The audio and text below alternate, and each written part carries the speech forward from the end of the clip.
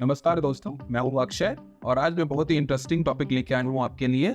अगर आपने solar power system लगाने का डिसीजन ले लिया है तो आपको सबसे पहला इंपॉर्टेंट क्वेश्चन आपके दिमाग में आना चाहिए कि आपको कौन सी कैपेसिटी की लगानी है। अगर आपने कैपेसिटी भी डिसाइड कर लिया तो उसके बाद हमें 3 टाइप के सिस्टम होते हैं सोलर पावर सिस्टम में। वो है on grid system, of grid और हाइब्रिड। मतलब सेम 3 किलोवाट को हम ये 3 स्टाइल में लगा सकते हैं। तो तीनों में से कौन सा वाला चूज करना है, आपके लिए कौन सा बेनिफिशियल रहेगा, on grid, of grid, hybrid की मेरिट क्या है, डीमेरिट्स क्या हैं। तो इस वीडियो को अंत तक देखने के बाद आप ये तो सुनिश्चित कर पाएंगे कि आपको कौन सा टाइप का सिस्टम लेना है और ओवरऑल इनकी प्राइसिंग क्या होती है। ये 3 टाइप के जो सिस्टम होते हैं ये होता क्या है, इसके बारे में हम डिटेल से जानेंगे आज की वीडियो।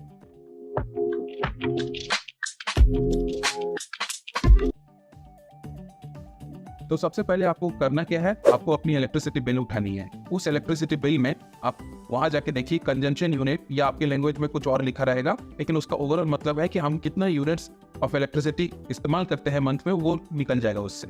जितना भी वैल्यू लिखा हुआ है उसको 140 से डिवाइड करते हैं। 140 क्यों? क्योंकि 1 kilowatt of solar power system 140 units के पास अप्रोक्सीमेटली आजकल बनाता है। तो अगर आपका कंजम्पशन मान लीजिए 420 यूनिट है और आप उसे 140 से डिवाइड कर लीजिए तो आपको आएगा 3। यानी कि अगर आप 3 किलोवाट का सोलर पावर सिस्टम लगाएंगे तो वो आपके लिए 420 यूनिट्स बना के देगा। यानी कि ऑलमोस्ट इलेक्ट्रिसिटी बिल आपकी 0 हो जाएगी। तो आपका रिक्वायरमेंट है 3 किलोवाट का सोलर पावर सिस्टम लगाना। बहुत सिंपल, खत्म। अब आते हैं कि ऑन ग्रिड सिस्टम लगाए कि ऑफ ग्रिड सिस्टम लगाए या हाइब्रिड सिस्टम लगाए, ये तीनों में से अच्छा कौन सा है। तो एक एक करके समझते हैं। सबसे पहले हम ऑन ग्रिड को समझते हैं। ऑन ग्रिड सिस्टम को 70 से 80% लोग इस्तेमाल करते हैं। ये सबसे ज्यादा इस्तेमाल किया जाने वाला सिस्टम है, इसी को सब लगाते हैं ज्यादातर।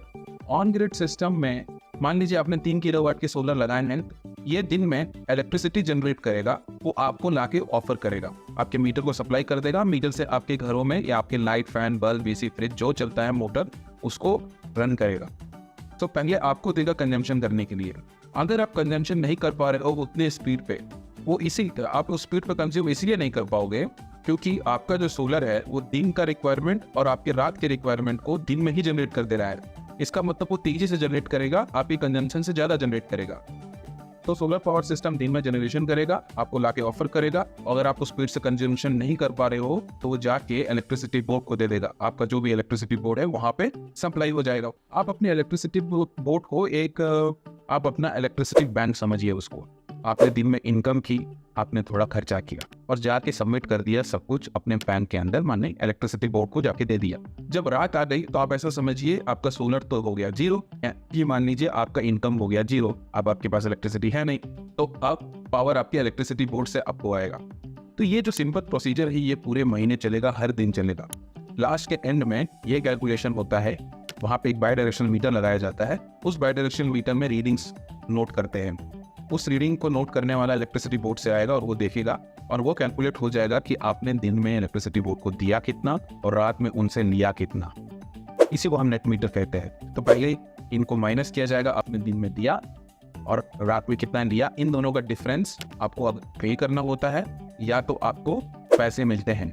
कुछ शहर है जैसे बैंगलोर जैसा शहर अगर ले लीजिए तो आपको पैसे मिलते हैं पर यूनिट का 4.5 रुपीज पर यूनिट आपको पैसे इलेक्ट्रिसिटी बोर्ड आपके अकाउंट में जमा करता है। कुछ यूनियन टेरिटरीज या स्टेट्स ले लीजिए, जैसे कि एग्जांपल दे, आपको वहाँ पैसे आपके अकाउंट में क्रेडिट नहीं करते, वो आपको नेक्स्ट महीने, या हैदराबाद फॉर एन एग्जांपल, आपको वो पैसे आपके अकाउंट में नहीं डालते, वो नेक्स्ट मंथ के आपका क्रेडिट बढ़ा देते हैं। आप नेक्स्ट महीना ज्यादा भी कंज्यूमेशन करेंगे तो भी आपको बिल नहीं आने वाला। तो ये हो गया on grid solar power system का फुल वर्किंग लॉजिक। अब इसका मेरिट जान लेते हैं। सबसे पहला मेरिट तो ये है कि सिंस इस सिस्टम में बैटरी नहीं लगती और कोई भी एक्सेसिव खर्चा नहीं आता, कॉमन या जो मेन आइटम्स लगने हैं उसी का खर्चा आता है, तो ऑन ग्रिड सिस्टम सबसे लेस प्राइस वाला होता है compare two of grid and hybrid. तो ये सबसे कम प्राइस का हो गया। सेकंड सबसे अच्छी डिमेरिट इसकी ये रहती है कि अगर आप इलेक्ट्रिसिटी इस्तेमाल नहीं कर पा रहे हो स्पीड से तो ये इलेक्ट्रिसिटी बोर्ड को सेल कर देता है, जिसके लिए आपको एक्स्ट्रा इनकम होती है।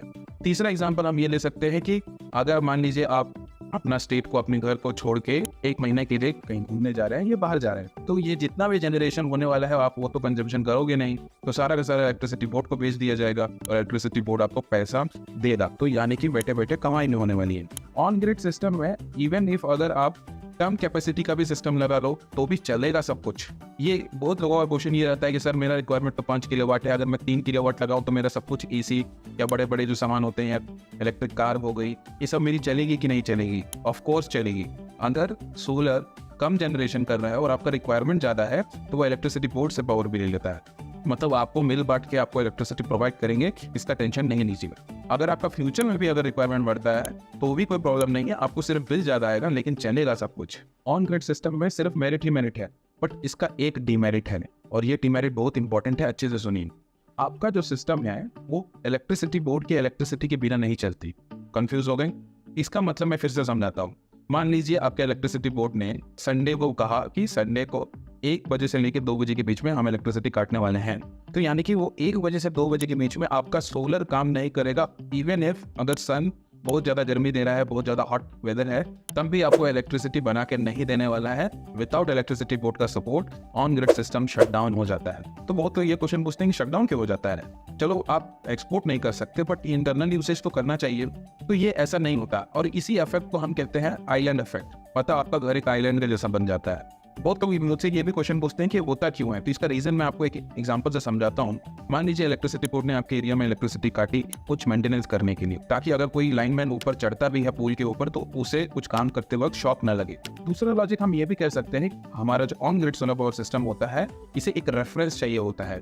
एग्जाम्पल इन्हें भाषा में अगर आप ये समझे तो इसका मतलब ये होता है कि आपका जो सिस्टम है उसे इलेक्ट्रिसिटी बनानी आती है, लेकिन उसे ये नहीं पता कि उसे कितनी फ्रीक्वेंसी में इलेक्ट्रिसिटी बनानी है या कितना वोल्टेज में बनाना है, वो उसे नहीं पता।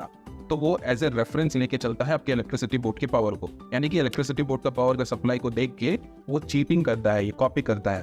तो जैसे ही ये रेफरेंस हटा, लाइट कटी, ये रेफरेंस हटा, वैसे ही आपका सोलर पावर सिस्टम को, on grid solar power system को ये कॉपी करने के लिए नहीं मिलता, इसीलिए वो शट डाउन हो जाता है।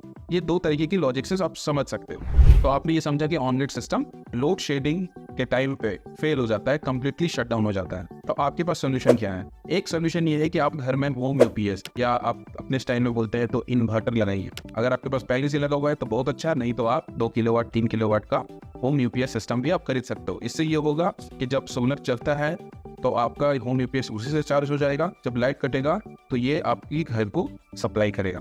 बट होम यूपीएस का मेरिट सिर्फ एक है कि आपके लाइट कटिंग होने पे वो सप्लाई कर देगा, लेकिन प्रॉब्लम यह है कि सिर्फ वो एसेंशियल लोड्स को ही करता है, जो छोटे मोटे इंपॉर्टेंट लोड्स होते हैं उसी को इलेक्ट्रिसिटी प्रोवाइड करता है।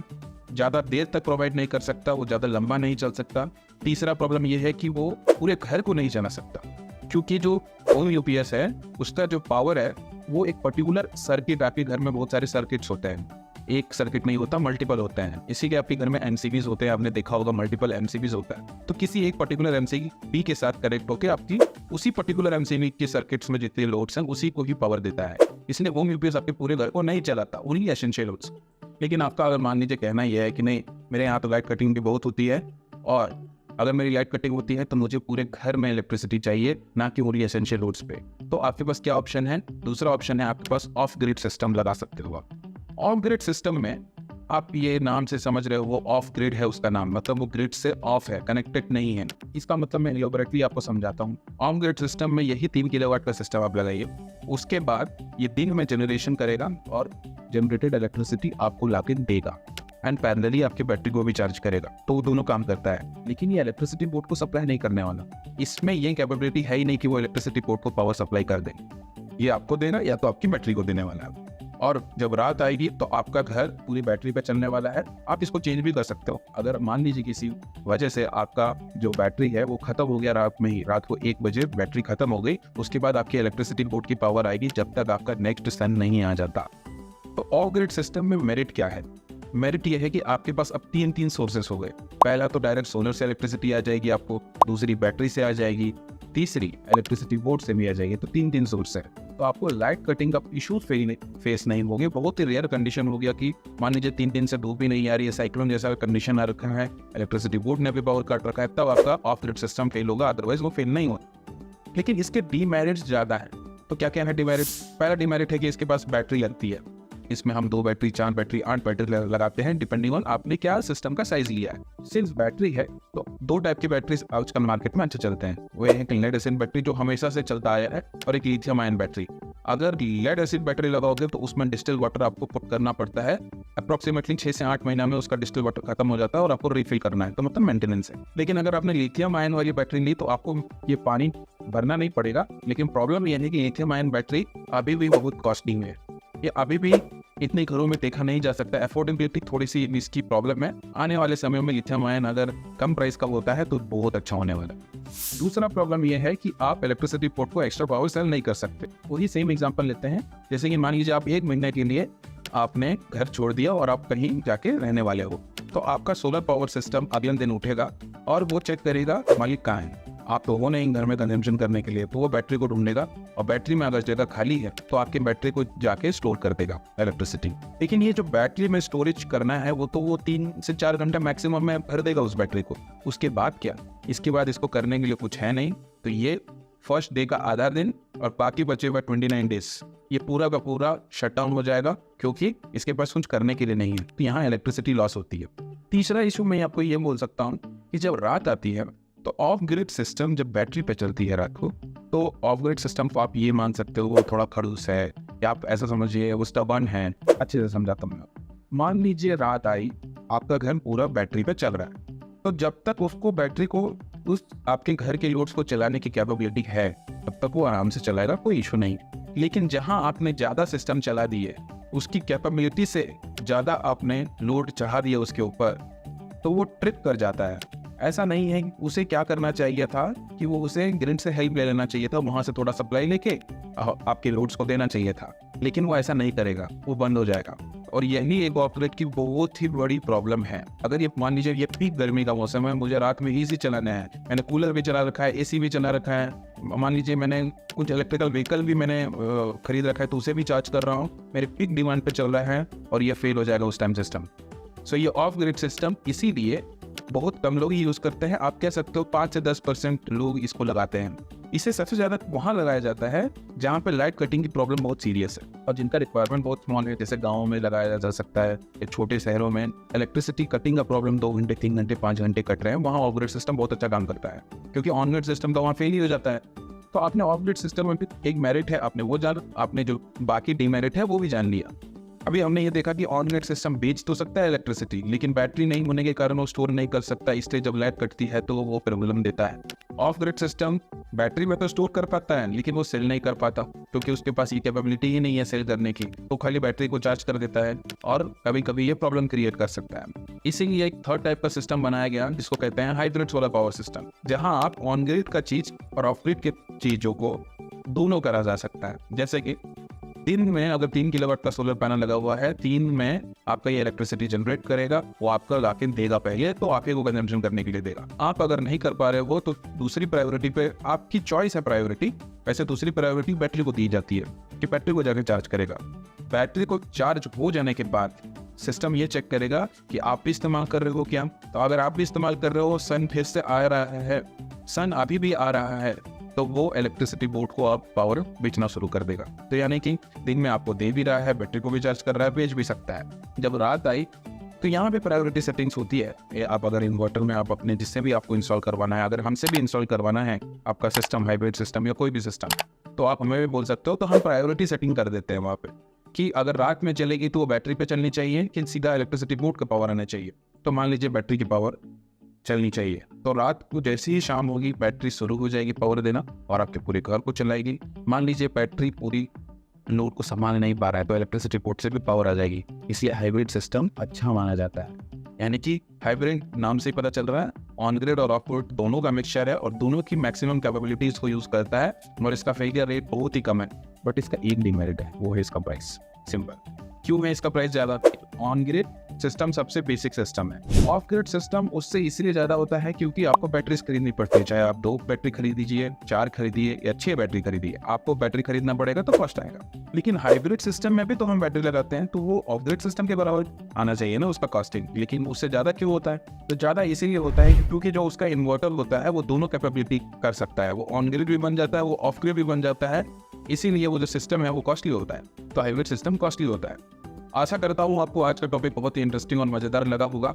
और आज का टॉपिक मैंने बनाया है इसलिए क्योंकि ये जो बेसिक्स क्वेश्चंस होते हैं बहुत ही इंपॉर्टेंट होते हैं। लोगों को पहले अपना सिस्टम को समझना चाहिए, अपनी ज़रूरतों को समझना चाहिए, तभी जाके कौन सा सिस्टम लगाना है वो सेलेक्ट करना चाहिए। लास्ट में बस ये बोलना चाहूँगा कि अगर आपको मेरी वीडियो पसंद आती है तो आप उसे लाइक करें, कमेंट करें, सब्सक्राइब नहीं किया है तो आप सब्सक्राइब कर लीजिए।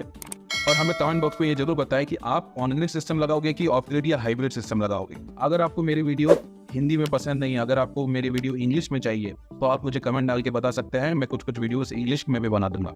धन्यवाद।